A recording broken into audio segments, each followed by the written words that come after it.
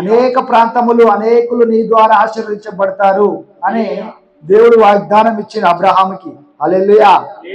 అయితే దేవుడు అబ్రహాముకు వాగ్దానం ఇచ్చినప్పుడు దేవుడు నమ్మి విశ్వసించి అక్కడి నుంచి వేరే ప్రాంతానికి వచ్చాడు.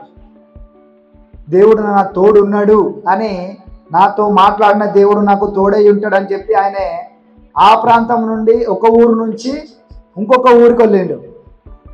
హల్లెలూయా. అయితే అప్పుడు ఏమైందో చూద్దాం. 12:10. అప్పుడు ఆ దేశంలో కరువు వచ్చెను. ఆ దేశంలో కరువు భారముగా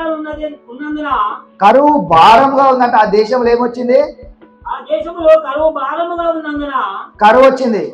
ఆ దేశంలో ఏమొచ్చింది? కరువు వచ్చిందంట. అయితే దేవుడు ఏమన్నాడు? నేను ఆశీర్వదిస్తా, నీవు వెళ్ళు అన్నాడు. అబ్రహాము ఐగుప్తు దేశంలో నివసించుటకు అక్కడికి వెళ్ళెను. అయితే ఇక్కడ ఏమైందంటే కరువు వచ్చిందంట. దేవుడు అప్పుడు సమస్యలు వస్తాయి కొంతమందికి. అరే దేవుడు నా తోడున్నాడు, అయినా కూడా నాకు భయం ఎందుకు అవుతుంది? దేవుడు నాకు తోడై ఉన్నాడు, ఆయనను నాకు సమస్య ఎందుకు వచ్చింది, ఈ కరువు ఎందుకు వచ్చింది అని అబ్రహాం అనుకుని ఉండొచ్చు. దేవుడు ఆయనను ఆశీర్వదిస్తా, నేను నీకు తోడై ఉంటా అని చెప్పాడు. అయినప్పటికీ అబ్రహాముకు ఏమొచ్చింది? ఇక్కడ 12వ అధ్యాయం 10వ వచనంలో కరువు వచ్చింది. అప్పుడు 12:10 అప్పుడు ఆ దేశంలో కరువు వచ్చిందంట. ఏమొచ్చింది? మరి దేవుడు మనకు తోడై ఉన్నాడు కదా, మరి ఈ సమస్య ఎందుకు వచ్చింది?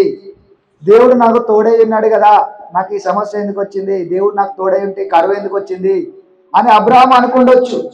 తర్వాత ఏమైందంటే దేవుడు 15వ అధ్యాయము జెనసిస్ చాప్టర్ 15:1.